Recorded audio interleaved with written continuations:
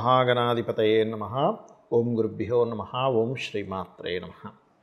అరుణాం కరుణాతరంగితాక్షీం ధృతపాశాంకుశపుష్పబాణచాపాం అనిమాదిభిరావృతాం మయూకైః అహమిత్యేవ విభావయే భవానీం. శ్రీమాత్రే నమః. ప్రేక్షకులకి ఆ లలితాంబిక అమ్మవారి యొక్క అనుగ్రహం పరిపూర్ణంగా కలగాలని మనస్ఫూర్తిగా కోరుకుంటూ మనం ఈరోజు చాలామంది ఇప్పుడు బయట జరుగుతున్నటువంటి సంఘటనలకి భయపడుతూ ఉన్నారు. ప్రయాణం చేయాలంటే భయం. అది బస్సు ఎక్కాలన్నా, ట్రైన్ ఎక్కాలన్నా, ఎలా ప్రయాణం చేయాలన్నా భయపడుతున్నారు. ఎందుకంటే ఒక ఆటో ఇంకోటి ఏదో ఢీకొని నిన్న మొన్న ఒకరు బస్సు మంటల్లో కలిసిపోయి, లేకపోతే బస్సు పాపం యాక్సిడెంట్ అయ్యి, ఇలా రకరకాలుగా అవుతూ ఉన్నప్పుడు చాలామంది నన్ను అడుగుతున్న విషయం ఏంటంటే, ఏమంటే మా రాశిరీత్యా ఎటువంటి పరిహారం చేసుకుంటే మంచిది అని అడగడం జరుగుతుంది. అయితే ఈ యొక్క అంశాలు చెప్తుంది నేనైనప్పటికీ కూడా చెప్పేసిన సాక్షాత్ లలిత అమ్మవారిగా భావిస్తూ అసలు ఈ కాంబినేషన్స్ ఎందుకు ఉన్నాయి, ఎందుకు అలా జరుగుతుందంటే, ఒకటి శని రాశుల్లో రాహు ఉంటూ, రాహు గురు రాశుల్లో ఉంటూ, గురువు కర్కాటక రాశిలో ఉన్నాడు. అందుకే ప్రయాణాల మీద ఎక్కువ ఎఫెక్ట్ పడుతుంది. అలాగే కుజబుధులు కలిసి ఉన్నారు, రవి నీచబడి ఉన్నాడు. ఇవన్నీ కూడా కాంబినేషన్స్ చెప్పాలంటే.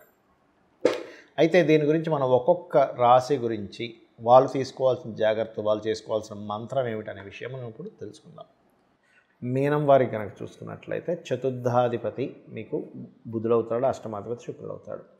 ఈ శుక్ర బుధుల యొక్క కలయిక, లేదా ఈ శుక్ర బుధులు ఇంకో గ్రహానికి పోర్ట్ఫోలియో ఇచ్చి, ఎందుకంటే ఒక్కొక్క జాతకం బట్టి మారిపోతుందండి, ఇచ్చినప్పుడు ఆ గ్రహాల యొక్క కలయిక ఉన్నప్పుడు మాత్రమే చతుర్థ అష్టమాధిపత్యాల వల్ల యాక్సిడెంట్ యోగం అనేటువంటిది ఫామ్ అవుతుంది. నెగటివ్ ట్రిగర్ చేస్తూ ఉంటుంది పాపగ్రహాలతో ఉంటే. పాజిటివ్ మంచి గ్రహాలతో ఉంటే పాజిటివ్ ట్రిగర్ చేసినప్పుడు అది ఆస్తి ప్రాపర్టీ యోగాన్ని కూడా ఇస్తుంది, పూర్వీకుల ఆస్తులను కూడా ఇస్తుంది అక్కడ. అయితే ఇక్కడ మీకు ప్రస్తుతం ఏంటంటే, మీకు ఏలినాటి శని నడుస్తుంది కాబట్టి లగ్నంలో శని ఉండడం వల్ల ఇక్కడ ఎలాంటి వాటి వల్ల ఎక్కువగా జరుగుతాయంటే, ఇప్పుడు ఒక వ్యక్తి పలానా ప్రదేశానికి పలానా సమయంలో వెళ్ళాలి. బద్ధకం, ఎందుకంటే శని బద్ధకానికి కారకుడు కాబట్టి తెలియకుండానే మనం ఇంటి దగ్గర 7 o'clock 8 o'clock బయలుదేరాల్సింది, ఇంకొక అరగంట లేట్గా బయలుదేరడం, అయ్యో అక్కడ టైంకి వెళ్ళిపోవాలి, లేకపోతే అమ్మో చాలా ప్రమాదం అని చెప్పి ఫాస్ట్గా వెళ్ళడం, ఇటువంటివి జరుగుతాయి. కాబట్టి ఈ యొక్క విషయంలో మీరు కాస్త జాగ్రత్తగా ఉండండి. అలాగే బుధ శుక్రులు కలిసి, లేదా బుధ శుక్రులు చతుర్థ అష్టమాధిపతి అయినటువంటి శుక్రబుధులు మీకు ఏదైనా వేరే పాపగ్రహాలతో కలిసి ఉన్నప్పుడు ఖచ్చితంగా శుక్ర బుధ ఏ పాపగ్రహాలతో కలిసి ఉంటే ఆ పాపగ్రహాల దగ్గర దీపారాధన చేయండి. అలాగే సర్వసాధారణంగా మీనం వారికి ఏంటంటే ఆధ్యాత్మిక యోగం ఎక్కువగా ఉంటుంది, ఆధ్యాత్మికమైన థాట్స్ ఎక్కువగా ఉంటాయి, సేవాభావం ఎక్కువగా ఉంటుంది. కాబట్టి ఈ సేవాభావం వల్ల కూడా మీకు ఉండేటువంటి నెగటివ్ థాట్స్ ఏవైతే ఉంటాయో, నెగిటివ్గా జరగాల్సినటువంటి సిచ్యువేషన్స్ ఏవైతే ఉంటాయో అవన్నీ కూడా క్లియర్ అవుతాయి. కాకపోతే అష్టమ స్థానంలో రవి నీచబడి ఉన్నాడు కాబట్టి పర్టికులర్గా నవంబర్ 17వ తేదీ వరకు మరింత జాగ్రత్తగా ఉండాలి వాహనం మీద వెళ్ళేటప్పుడు. అందులో ముఖ్యంగా ఆదివారాలు, శుక్రవారాలు మరింత జాగ్రత్తగా ఉండండి. ఇక మీరు పర్టికులర్గా ఈ భాగ్యస్థానంలో కుజబుధులు ఉన్నందుకు కొంచెం తండ్రి గారి ఆరోగ్య విషయంలో జాగ్రత్తగా ఉండడం. ఏలినాటి శని నడుస్తూ ప్రస్తుతం శని రాశిలో ఉండి వక్రించాడు కాబట్టి ఇన్వెస్ట్మెంట్స్ చేసేటువంటి విషయంలో కొంచెం చూసి ఇన్వెస్ట్మెంట్ చేయడం. లాంగ్ టర్మ్ ఇన్వెస్ట్మెంట్స్ ఓకే, కానీ షార్ట్ టర్మ్ ఇన్వెస్ట్మెంట్స్ అసలు చేయకండి దయచేసి. ఇక మీరు నిత్యము చేయవలసిన దేవతారాధన, మీరు బయటికి వెళ్ళేటప్పుడు ఓం రాజరాజేశ్వరీ దేవి అయి నమః అనుకోండి. దీనివల్ల ఏమవుతుందంటే అనవసరం వాటిలో ఇరుక్కోకుండా, ఇబ్బంది పడకుండా మీరు సేఫ్గా వెళ్ళి వస్తారు. చాలామంది అడుగుతున్న విషయం ఏంటంటే, మనం ఆల్రెడీ ఇటువంటివన్నీ జరుగుతాయని ఉగాది సంవత్సరం సమయంలోనే చెప్పడం జరిగింది, జాగ్రత్త తీసుకోమని కూడా చెప్పడం జరిగింది. అంటే ఇక్కడ ఏంటంటే మనం అర్థం చేసుకోవాల్సింది, ఇదేదో మనం చెప్పేసాం గొప్పతనం కాదు, ఇదంతా కూడా మహర్షుల యొక్క గొప్పతనం. మహర్షులు మనకి ముండేన్ ఆస్ట్రాలజీ అని ఇచ్చారు, మైథుని జ్యోతిష్యం అంటారు. ఆ మైథుని జ్యోతిష్యంలో కొన్ని సూత్రాలు ఉన్నాయి. అంటే కుజుడు అగ్రెసివ్ ప్లానెట్స్ కలిస్తే ఏంటి, అగ్రెసివ్ ప్లానెట్స్ అంటే కొంచెం కుజుడు రాహు అగ్రెసివ్ రిజల్ట్స్ ఇచ్చే ప్లానెట్స్ కనుక వీక్షణ పడుతున్నా, లేదా శని కుజుడు వీక్షణ పడుతున్నా ఇలాంటివి జరుగుతాయని చెప్పడం జరిగింది. అయితే ఇక్కడ పర్టికులర్గా ఏంటంటే ఈ నవంబర్ మాసం అంతా కూడా పర్టికులర్గా ఈ వీటి మీద వెళ్ళేది అంటే ఏంటి, నేల మీద వెళ్ళేటువంటి లేదా జలాల్లో వెళ్ళేటువంటి వాహనాల మీద జాగ్రత్తగా ఉండాలి. నవంబర్ 12 నుంచి పర్టికులర్గా మీరు వాయువు అంటే ఏంటి, ఫ్లైట్స్ మీద వెళ్ళేటువంటి వాటిల్లో కూడా జాగ్రత్త పడాలి. అంటే ఫ్లైట్ జర్నీస్లో వెళ్తూ ఉంటారు, ఎందుకంటే అది మే ఎండింగ్ వరకు ఉంది.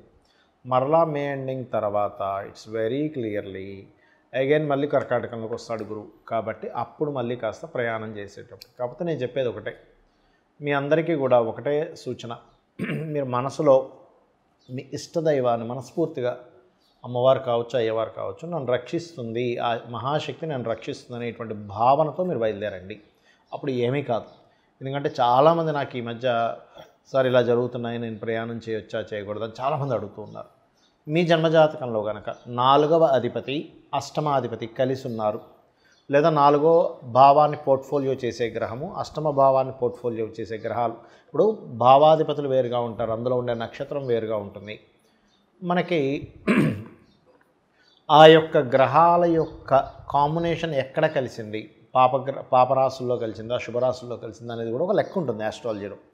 అలాగ మీకు గనక 4th లార్డ్ 8th లార్డ్ కలిసి ఉంటే ఖచ్చితంగా ఆ గ్రహాలకు సంబంధించినటువంటి దానం ఇవ్వండి. అంటే సింపుల్ ఎగ్జాంపుల్, రవి అనుకోండి గోధుమలు ఎరుపు రంగు వస్త్రం, చంద్రుడు అనుకోండి బియ్యము తెలుపు రంగు వస్త్రం, కుజుడు అనుకోండి కందులు ఎరుపు రంగు వస్త్రం, అలాగే బుధుడు కనుక అయినట్లయితే పెసలు గ్రీన్ కలర్ వస్త్రం, గురువు అయితే శనగలు ఎల్లో కలర్ వస్త్రము, శుక్రుడైతే బొబ్బర్లు వైట్ కలర్ వస్త్రము, శని అయితే నువ్వులు బ్లూ కలర్ వస్త్రము, రాహు అయితే మినుములు సిమెంట్ కలర్ వస్త్రము, కేతు అయితే ఉలవలు మల్టీ కలర్ క్లాత్.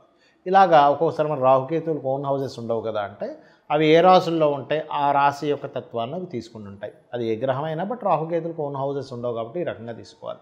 అయితే ఇందులో కనుక మీకు ఉదాహరణకు ఉచ్చస్థానంలో ఉన్నాయనుకోండి, ఏం కంగారు పడకండి, అది ఒక రకంగా ప్రాపర్టీ యోగాన్ని కూడా ఇస్తుంది.